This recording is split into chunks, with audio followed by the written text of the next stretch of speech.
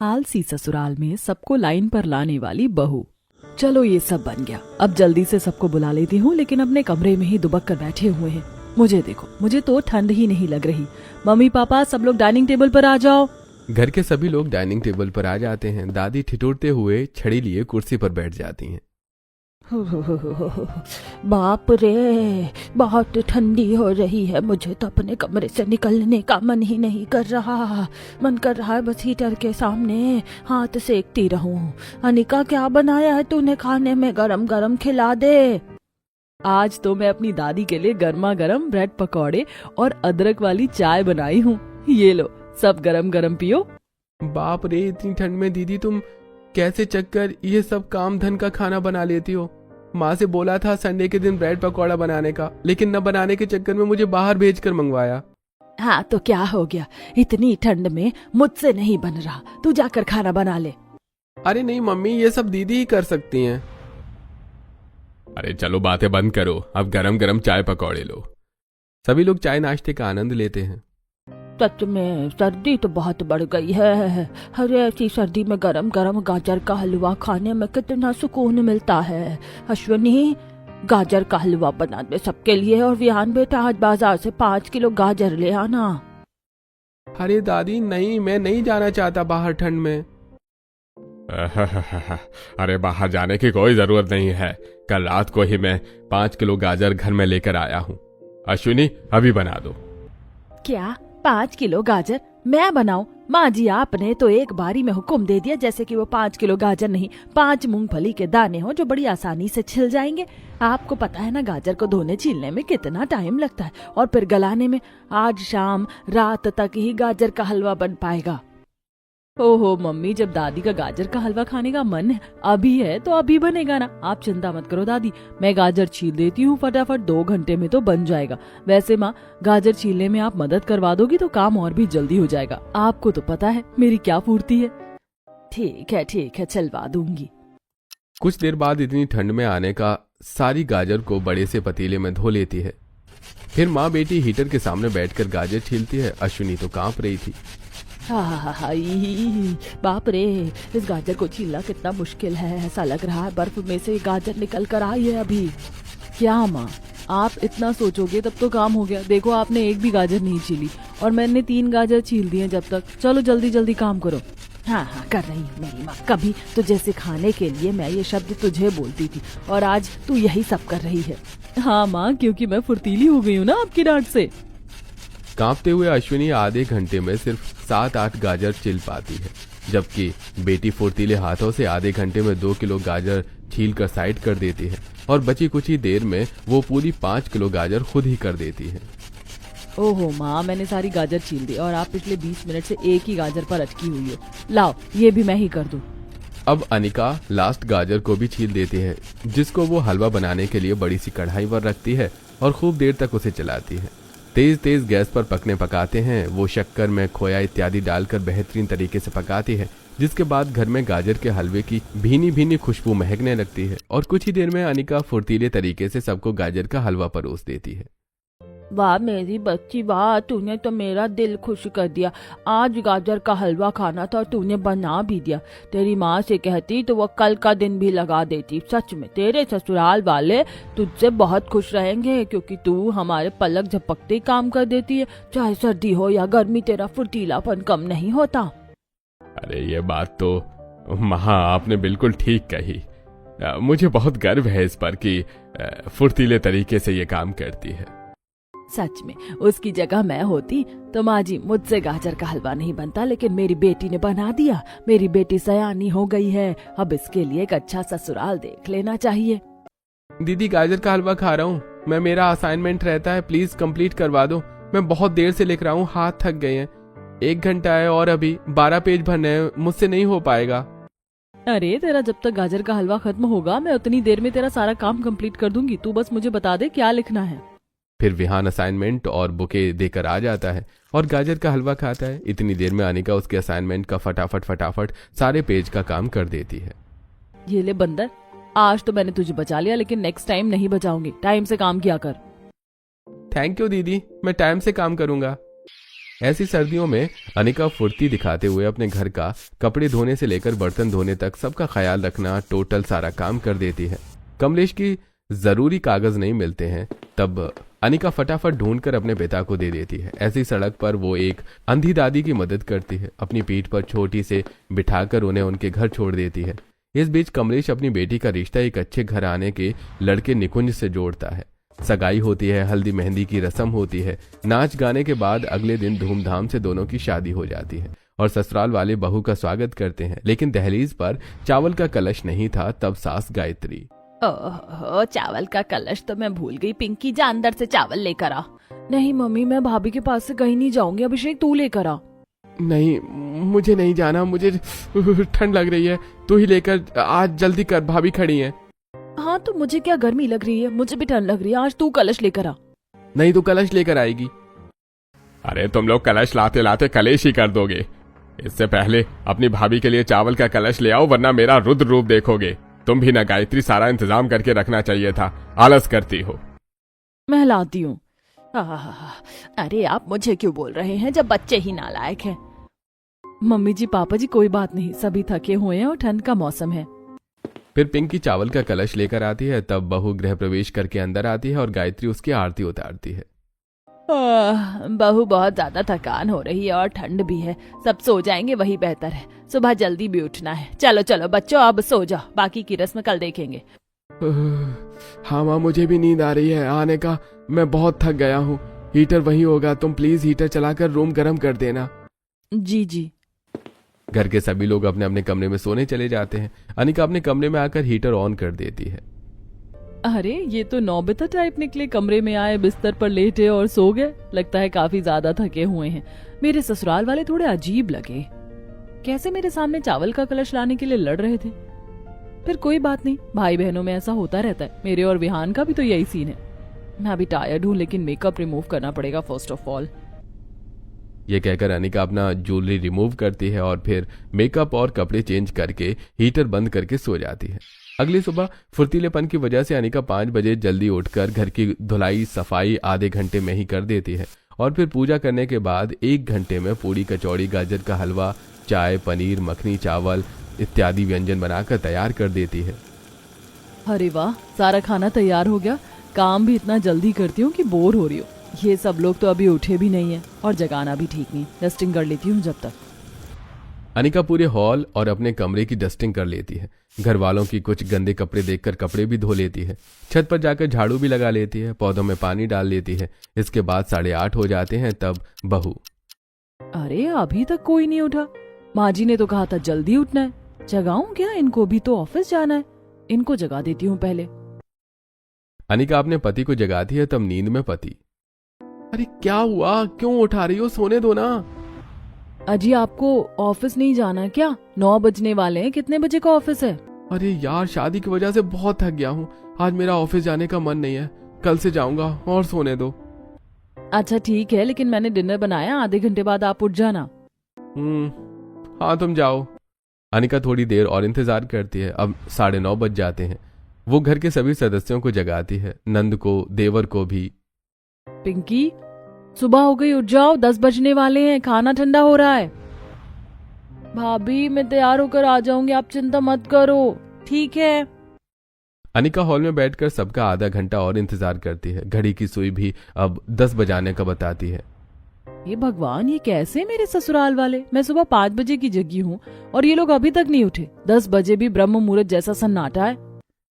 इतने में सास कमरे से आवाज देती है, बहू चाय बिस्तर में दे देना और नाश्ता भी यही दे देना, ठंड बहुत है, मैं बाहर नहीं आ पाऊंगी। बहू हमारे लिए जरा गर्म पानी भी दे देना, बाथरूम तक जाने का मन नहीं है मेरा, मतलब गीजर ऑन कर देना। हद है, ये क्या आलस है।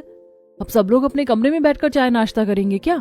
मैंने तो सोचा था सब साथ में बैठेंगे, लेकिन माँ जी पापा जी को ठंड लग रही है। खैर कोई बात नहीं, हो सकता है शादी की थकान हो, बाहर ठंड भी तो है। लाई पापा जी। अनिका एक ट्रे में चाय नाश्ता लेकर सास ससुर को दे देती है और ससुर का गीजर भी ऑन कर देती है। पापा जी मैंने गीजर ऑन कर दिया, चाय नाश्ता आप यहाँ कर रहे हो, लेकिन खाना तो आप सब बाहर खाएंगे ना एक साथ टेबल पर बैठकर, तो बाहर आ जाइएगा, वैसे भी बहुत लेट हो गया है। बहू ठंड से कहीं उठने बैठने का मन नहीं कर रहा है, लेकिन आ जाएंगे। देवर कमरे से, भाभी भूख लग रही है, मेरे लिए भी कमरे में चाय नाश्ता ले आओ, बहुत ठंडे, उठने का मन नहीं कर रहा। ये सब इतने अजीब क्यों है, बाहर क्यों नहीं आ रहे? अभिषेक आ जाओ, नहा लो, टूथब्रश कर लो, बहुत टाइम हो गया। अब नहीं आए तो गाजर का हलवा नहीं मिलेगा, अब देख लो। अनिका बाहर आती है, नंद भी बाहर नहीं आ रही थी तो गलती से उसके ऊपर थोड़ा पानी गिरा देती है, जिससे नंद उठकर बैठ जाती है। ठंड लगी, ठंड लगी, ठंड लग गई, पानी पानी पानी। भाभी आपने क्या किया, मुझे ऐसे क्यों उठा दिया पानी डालकर? अरे वो मैं तुम्हें पानी देने आई थी, मुझे लगा तुमने आवाज दिया मुझे पानी मांगने के लिए, लेकिन मेरा पैर फिसल गया और गलती से तुम पर गिर गया। अरे भाभी मैं तो मजे से सो रही थी, अब गीली हो गई हूँ तो नहाना ही पड़ेगा, रुको आती हूँ। अनजाने में ही सही, लेकिन इस आलस में नंद पर पानी गिरना अच्छा हुआ। पूड़ियाँ फिर से बनानी पड़ेंगी, सुबह की बनाई हुई तो ठंडी हो गई होंगी। ठीक है तुम आ जाओ, मैं बाहर खाना लगा देती हूँ। अनिका पति के पास फिर जाती है। आप उठे नहीं, मेरी प्यारी रसोई का खाना खाने भी नहीं आएंगे क्या? 11 बज रहे हैं। अरे यार उठने का मन नहीं कर रहा है, लेकिन कोई बात नहीं, आता हूं मैं। बहू फिर से पूड़ी बना लेती है।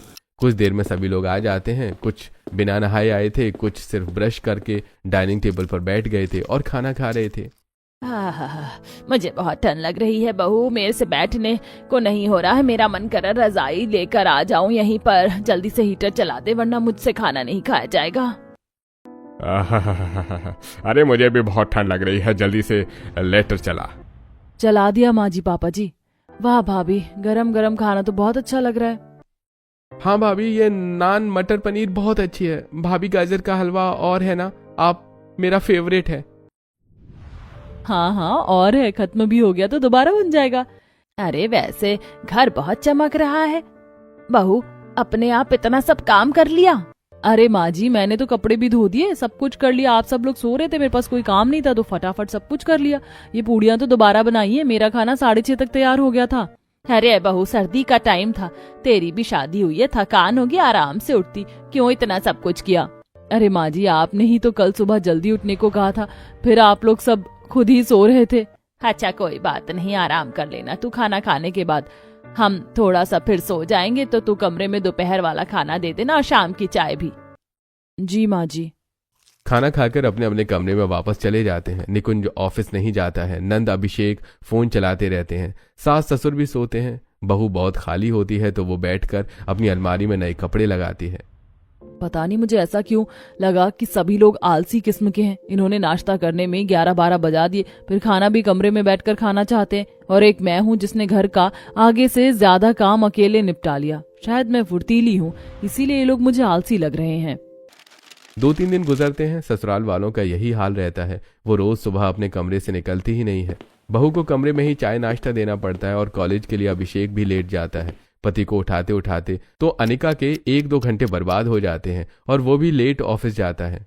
जी आपका ऑफिस 10 बजे का है, 10 तो आपने यहीं बजा दिया। आप इतना लेट क्यों करते हैं? जल्दी उठकर रहना चाहिए ना, ताकि आप टाइम पर पहुंचे। ऐसे तो आपकी सैलरी पर असर पड़ेगा और परफॉर्मेंस पर भी। अरे तो क्या करूं यार, नहीं उठा जाता। इतना तुम देख रही हो ना कितनी ठंड हो रखी है, इतनी ठंड में काम करने का दिल करता है क्या? फिर भी जा रहा हूँ। निकुंज आप सुबह सुबह थोड़ी ना एक्सरसाइज किया कीजिए, ताकि आप एक्टिव रहें और जल्दी उठकर जा सके ऑफिस। ऑफिस वाले लोग तो सुबह मॉर्निंग वॉक भी करते हैं। नहीं, मुझे मॉर्निंग वॉक नहीं होगी। पता चला मेरी कुल्फी जम गई। नहीं, वैसे भी इतनी ठंड लग रही है। चलो ऑफिस चलता हूँ, बाय। निकुंज ऑफिस चला जाता है। अनिका धूप में से कपड़े लाकर कपड़े प्रेस करने लगती है। उसे काम करता देखकर गायत्री, अरे बहू इतनी फुर्ती क्यों, धीरे धीरे किया कर, मेरा सर चकरा जाता है। अरे माँ जी ये क्या लॉजिक हुआ, काम तो मैं कर रही हूँ ना, तो आपका सर क्यों चकरा रहा है? वैसे मैं तो टाइम पर काम कर लेती हूँ, देर से करने पर तो पूरा दिन बिगड़ जाता है। आप लोग भी ट्राई करिए, बहुत अच्छा लगता है। अरे हट, ठंड में कुछ अच्छा नहीं लगता। अनिका सारे कपड़ों की प्रेस कर देती है, फिर सबके कमरे में बारी बारी से रखना जाती है और पिंकी के कमरे में पहुंचती है, जहां वो बिस्तर पर बैठे बैठे रील बनाती है। बोले चूड़ियां बोले कंगना, हाय मैं हो गई तेरी साजना, तेरे बिन जियो नहीं लगदा मैं ते मर गईया, ले जा सोनिए ले जा। अरे इतना आलस करके क्यों रील बना रही हो पिंकी? तुम थोड़ा तैयार हो जाती, बिस्तर पर ही बैठी बैठी चूड़ियां पहन लेती हो। नहाना धोना भी नहीं है क्या? अरे भाभी, इतनी ठंड में क्या चूड़ी बिंदी लगा कर बैठो, इसीलिए बैठे बैठे ही रील बना रही थी। और नहाने ना नहाने से क्या मतलब है, फिल्टर का जमाना है। बाहर बहुत अच्छी धूप आ रही है, चलो ना छत पर मूंगफली खाएंगे। अरे नहीं भाभी, मेरा बाहर आने का बिल्कुल भी मन नहीं है, हवा भी तो चल रही होगी ना, फिर मूंगफली को छीलना भी पड़ेगा। नहीं नहीं, ठीक हूँ मैं। अरे चलो ना, बहुत मजा आएगा। मैं मम्मी जी पापा जी को भी लेकर आती हूँ और अभिषेक को भी। ऐसे ही घर के सारे लोग अपने अपने कमरे से बाहर निकलने लग के लिए मना कर रहे होते हैं, लेकिन अनिका जैसे तैसे सबको छत पर धूप में ले जाती है, जहां सब मूंगफली छीलकर खा रहे होते हैं। आहा, अरे बहू बहुत ठंड लग रही है यहाँ पर, लेकिन थोड़ी थोड़ी धूप भी अच्छी लग रही है। अरे बहू, मूंगफली छील कर दे दे, मेरे से नहीं छीला जा रहा। अच्छा तो मुझे भी नहीं लग रहा, बहुत ठंड है, ऊपर कम धूप लग रही है। मुझे भी ठंड लग रही है। माँ चलो ना वापस नीचे चलते, कमरे में ठीक लग रहा था। अरे आप सबको धूप में भी बैठना चाहिए, विटामिन डी मिलता है। मैं तो आप सब लोगों से बहुत फुर्ती हूँ, आप लोग बस सारा दिन कमरे में बैठे रहते हैं, थोड़ा बाहर भी आना जाना सही है। अरे बहू, हमें तो बस रजाई अच्छी लगती है। मेरा असली ससुराल वाले धूप में बैठे रहते हैं, लेकिन फिर थोड़ी सी ठंडी हवा चले जाने पर अपने अपने कमरे में घुस जाते हैं रजाई में बैठने के लिए, और फिर बहू से वही ऑर्डर करके सास ससुर खाने पीने की चीज मंगवाते हैं, जिससे बहू परेशान हो जाती है। ऐसे ही घर में सब्जी नहीं थी तब बहू, अभिषेक बाहर से सब्जी लाकर दे दो, कॉलेज भी नहीं गए हो। अरे भाभी, ठंड लगने की वजह से मैं कॉलेज में नहीं गया, तो मैं आपकी सब्जी लेने भी बाहर नहीं जा पाऊंगा, सॉरी। तुम बहुत आलसी हो अभिषेक। ऐसा कहकर अनिका घर से बाहर निकलते ही पड़ोसन शालिनी, अरे नहीं बहू, सब कुशल मंगल तो है ना? जी सब कुशल मंगल है, आप हमारे घर के सामने ही रहती है ना? हाँ हाँ बहू, वो छोड़ो, तुम्हारे घर वालों ने अभी तक ड्रामा करके नहीं दिखाया क्या? मतलब मैंने तो तुम्हें बहुत फुर्तीले तरीके से काम करते हुए देखा है। बात बताओ, तुम्हारे ससुराल वाले बहुत ज्यादा आलसी हैं, इतने कि उनका राशन कार्ड का राशन भी हमने लाकर दिया था और 3 बार पेनल्टी लगी थी बिजली के बिल पर, बिजली न भरने की वजह से। वो भी इन लोगों ने मुझसे भरवाया, खुद बिजली ऑफिस नहीं गए। आलसी ससुराल वालों को लाइन पर सिर्फ तुम ही ला सकती हो, वरना तुम्हारी जिंदगी नरक कर देंगे। जी आंटी जी, ये सब तो मैंने भी महसूस किया है। अनिका सब्जी लेने बाजार चली जाती है, वहां से पालक, मेथी, पनीर, चाप, मटर, आलू बहुत कुछ लेकर आती है। ये भी आलसी हैं तो मैं भी फुर्तीली बहू हूँ, काम तो निकलवा कर रहूंगी, इन लोगों को लाइन पर लेकर आना ही पड़ेगा। माँ जी सुनिए ना, जरा पालक मेथी साफ कर देती तो आज रात को मैं सरसों का साग मक्के की रोटी बना देती। अरे बहू, ये कितना बोरिंग काम है, तू ही साफ कर देना, तू तो सारे काम फटाफट करती है। माँ जी फिलहाल मैं दूसरे काम कर रही हूँ, इसीलिए मैंने आपको बोला है, कर दीजिए ना धीरे धीरे। अच्छा दे दे। गायत्री कांपते हुए पालक के पत्ते तोड़ने लगती है, वहीं अनिका काम का बहाना देकर कमरे में बैठ जाती है, लेकिन जैसे ही नंद कमरे में आने वाली होती है, वापस डस्टिंग का कपड़ा लेकर डस्टिंग करने लगती है। अरे पिंकी, तुम बोलो। वो भाभी, मेरे सूट को सिलाई वाली आंटी को दे आओ, मेरा जाने का मन नहीं कर रहा है और मुझे शाम को पहनना है। अरे पिंकी, तुम्हें भी घर से बाहर निकलना चाहिए, ऐसे तुम कब तक आलस करती रहोगी? इस उम्र में तो तुम्हें बहुत तंदुरुस्त होना चाहिए। मुझे देखो, वैसे अभी मैं काम कर रही हूँ तो जा नहीं पाऊंगी, तुम चली जाओ। ओके भाभी। मजबूरन पिंकी को भी अपना काम खुद करना पड़ता है। अगले दिन भी सब लोग 10:30 बजे तक सो रहे थे और अनिका सारा नाश्ता तैयार करके बैठी थी। अरे इन लोगों का तो रोज का हो गया, ऐसे व्यवहार कर रहे हैं जैसे फ्रिज के अंदर बैठे हुए हैं। अभी सीधी उंगली से नहीं निकल रहा है तो उंगली को टेढ़ा तो करना ही पड़ेगा। इन लोगों को भी मैं बाहर लाकर रहूंगी। अनिका थोड़ी ही देर में ढोलक मंजीरा लेकर मंदिर के सामने बैठकर जोर जोर से बजाने लगती है, जिससे शोर की आवाज से सब सुनकर बाहर आ जाते हैं। दुर्गा है मेरी माँ, अम्बे है मेरी माँ, दुर्गा है मेरी माँ, अम्बे है मेरी माँ। अरे बहू, इतनी सुबह सुबह ये शोर शराबा क्यों कर रही हो? हाँ बहू, बंद करो ये सब, हमें सोने दो। अरे अनिका, ये बंद करो ना। माँ जी पापा जी, निकुंज आप ये कैसी बातें कर रहे हैं? मैं हर शुक्रवार को शादी से पहले भी पूजा करती थी और आज भी करूंगी। आप सबको मेरा साथ देना चाहिए, लेकिन आप सब लोग तो अंदर ही सो रहे हो। आओ ना मम्मी जी पापा जी जल्दी से तैयार होकर, क्या आप मेरा साथ नहीं दोगे? अच्छा आते हैं, उन दोनों को भी बुला लेती हूँ मैं। आइडिया काम कर जाता है, सब लोग जाग जाते हैं और तैयार होकर उसके साथ भजन कीर्तन करने लगते हैं। करीब 1 घंटे बाद आने का सबको चाय नाश्ता देती। 3-4 दिन तक अनिका घर का बहुत काम करती है, सबको बाहर लाने की कोशिश करती है, लेकिन कोई भी अपने कमरे से हिलता कहाँ है। ऑफिस भी निकुंज लेट जाता है और मनमर्जी से अभिषेक कॉलेज जाता है।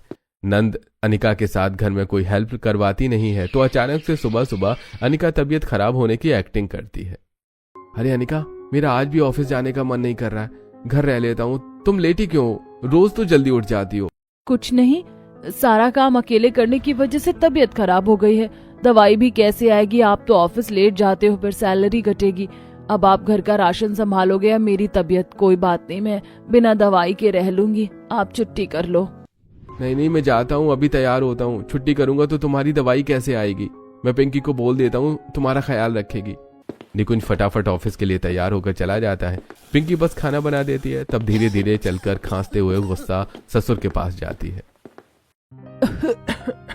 माँ जी, पापा जी, आज मेरी तबीयत खराब है, आप मुझे दवाई लाकर दे दीजिए। और माँ जी, आप सब्जी लेकर आ जाइए। मुझे बहुत ठंड लग रही है बहू, मेरा घर से बाहर जाने का मन नहीं कर रहा। हालत बहुत खराब है, लगता है मुझे ही खुद जाना होगा। पर बहू गिरकर सोफे पर बैठ जाती है। अरे बहू, तुम घर का सारा काम करती हो, तुमसे उठा नहीं जा रहा। कोई बात नहीं, मैं दवाई ला देता हूँ। और गायत्री, तुम सब्जी ले आओ। ठीक है। पिंकी अपने कमरे में होती है।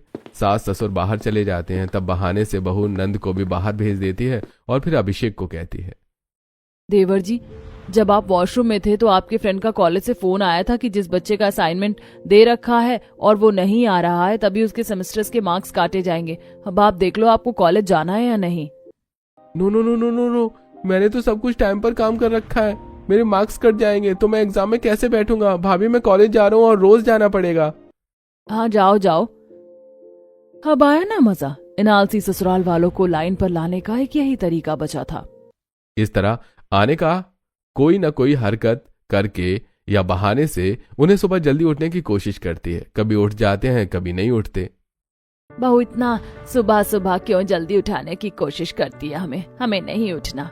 हमें आलस भरा है, ढेर सारी चालबाजी समझ आती है तेरी। तुझे भी अब से कोई काम करने की जरूरत नहीं है, आराम से किया कर, फुर्तीला होने की कोई जरूरत नहीं है। ठीक है माँ जी, अब से मैं भी लेट काम करूंगी।